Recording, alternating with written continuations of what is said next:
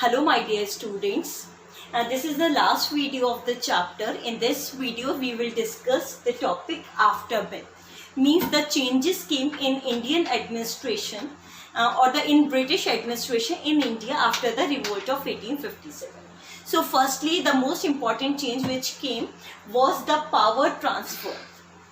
Earlier the power in India was there in the hand of East India Company. East India Company was ruling Indian territory, but now the power get transferred from East India Company to the British Crown.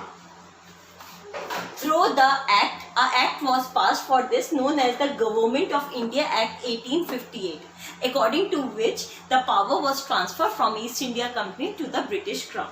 Second change was that earlier there was the a British official who was had in charge of the administration in India was said to be the Governor General. But now the title was changed from Governor General to that of the Viceroy. Viceroy means the representative of British Crown in India. So the head of the administration here was now the Viceroy instead of the Governor General.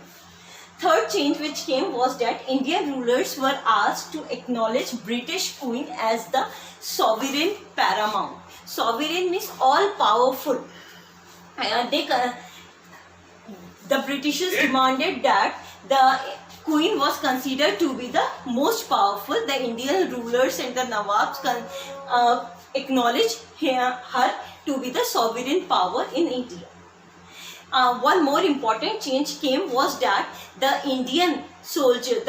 proportion of Indian soldiers was reduced in the army, and the percentage of British soldiers was increased. Fifth change was that the Muslim population was alienated. They were started to be discriminated. They were not favored now by the Britishers.